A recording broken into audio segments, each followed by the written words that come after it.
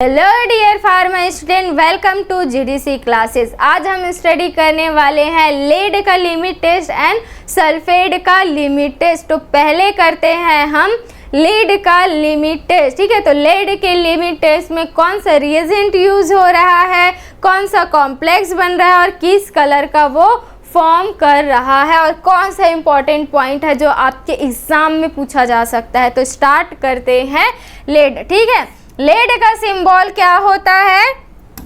PB. ठीक है, PB होता है इसका सिंबल। तो लेड जो है वो डिथायोजेन या फिर इसी को बोला जाता है डाइफेनिल थायोकार्बाजोन। इससे एक क्वेश्चन आता ही है, कौन सा रिएजेंट यूज हो रहा है? डिथायोजोन। ठीक है, और इसी को क्या बोला जाता है? डाइफेनिल थायोकार्बाजोन भी बोला जाता है। ठीक है, तो लेड का डिथायोजोन और इसको क्या बोलते हैं? डाइफेनिल थायोकार्बाजोन के साथ रिएक्ट कराया जाता है। ठीक है, अब एक थोड़ा सा स्ट्रक्चर को देख लेते हैं। डिथायोजोन जिसको क्या बोला जा रहा है? डाइफेनिल थायोकार्बाजोन बोला जा रहा था। इसका फॉर्मूला क्या होगा? डाइफेनिल मतलब दो फेनिल कंपाउंड है और दो नाइट्रोजन का कंपाउंड है, ये कार्बन। ठीक है, कार्बन का वैलेंस 4 होता है, तो इधर 2 वैलेंस कंप्लीट कौन सा किया? सल्फर कंपाउंड, जिसके लिए क्या हो गया? ये थायावर्ड हो गया। ठीक है, कार्बाजोल के लिए क्या हो गया? NH। ठीक है, और यहाँ पे N डबल बॉन्ड N हो गया। ठीक है, अब इसमें 2 फेनिल डाइफेनिल हो गया, तो C6H5 C6H5 हो गया। तो इस तरीके से पूरा इसका फॉर्मूला क्या हो गया है? कार्बन कंपाउंड है, 4 वैलेंस है, 2 साइड में क्या है? 2 हाइड्राजाइड, जिसको क्या बोलते हैं? हाइड्राजाइड भी बोला जाता है, NH को। ठीक है, तो NH 2 कंपाउंड हो गया। इसी के साथ कौन सा ग्रुप है? फेनिल ग्रुप है।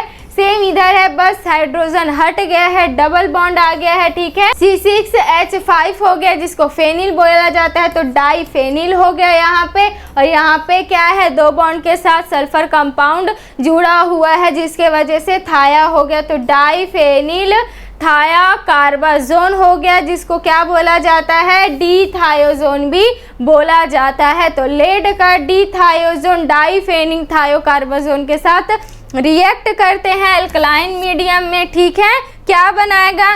लेड डिथायोजोनेट बनाता है। ठीक है, लेड डिथायोजोनेट बनाता है। इसका 2 मॉलिक्यूल ले लिया गया है और पीबी को, ठीक है, लेड को बीच में रख दिया गया है और इसके साथ जुड़ के एक कॉम्प्लेक्स बना रहा है। ठीक है, यहाँ से क्या हुआ? ये इस तरीके से यहाँ से ये जुड़ गया है। ठीक है, यहाँ से ये जुड़ गया है।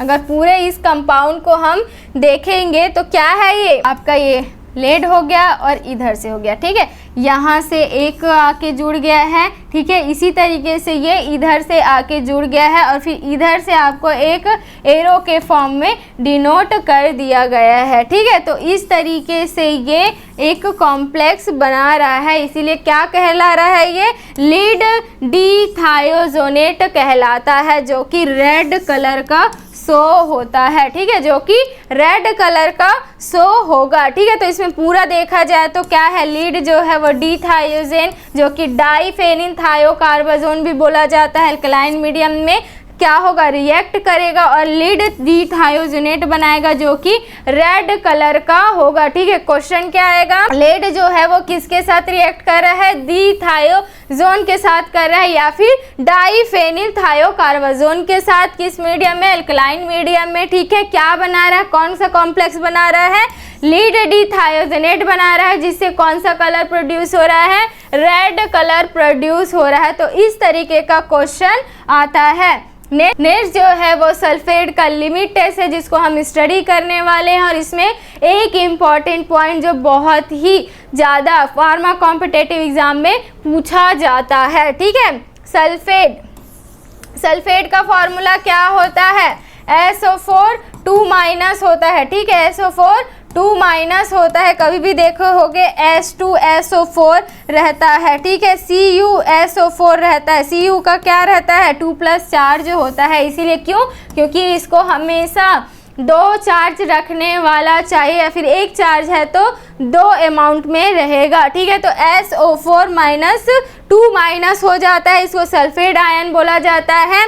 बेरियम क्लोराइड के साथ रिएक्ट करता है डाइल्यूटेड HCl के प्रेजेंस में, जो कि क्या बनाएगा, ये Ba और SO4, जिसको बोला जाता है बेरियम सल्फेट, और क्लोराइड आयन जो है वो बाहर निकल जाता है। इम्पॉर्टेंट क्या है, सल्फेट आयन जो है वो बेरियम क्लोराइड के साथ रिएक्ट कर रहा है, किस मीडियम में, डाइल्यूटेड HC, ठीक है, डाइल्यूटेड HCl या फिर एसिडिक मीडियम बोल सकते हो, ठीक है। इसको HCl क्या होता है, एसिडिक कंडीशन का रहता है। तो डाइसल्फेट जो आयन जो है वो बेरियम क्लोराइड के साथ रिएक्ट करेगा डाइल्यूटेड HCl के प्रेजेंस में, और बेरियम सल्फेट देगा BaSO4 के साथ रिएक्ट करेगा, और क्लोराइड आयन जो है वो बाहर निकल जाता है। और इसमें एक बहुत ही इम्पॉर्टेंट चीज़ क्या है, अल्कोहल का यूज़ किया जाता है। अल्कोहल का यूज़ किया जाता है प्रिवेंट सुपर सैचुरेशन को, ठीक है, और सुपर सैचुरेशन को रोकेंगे जिससे कि मोर यूनिफॉर्म टर्बिडिटी डेवलप होता है, ठीक है। यूनिफॉर्म टर्बिडिटी अच्छे से डेवलप हो, इसके लिए अल्कोहल का यूज़ किया जाएगा। क्यों, क्योंकि उसके अल्कोहल जो होता है वो सुपर सैचुरेशन को होने से रोकता है। सुपर सैचुरेशन मतलब क्या होगा, एक सॉल्यूशन दिया गया है, ठीक है, एक सैचुरेटेड सॉल्यूशन है, उसमें एक्स्ट्रा और सॉल्यूट है, ठीक है। अब उसको और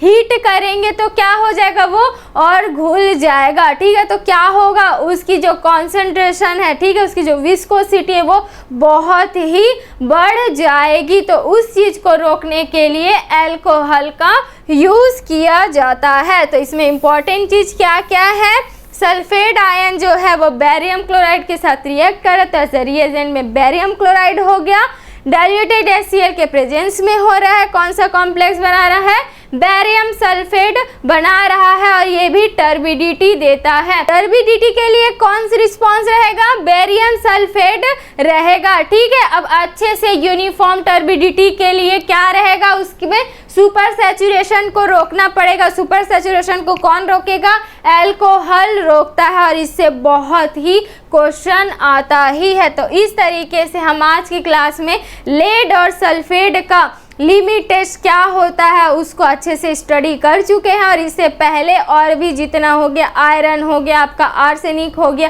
क्लोराइड हो गया, लिमिट टेस्ट होता क्या है, इसका वीडियो इसमें डल चुकी है, जिसको आपको बहुत अच्छे से देख ही लेना है।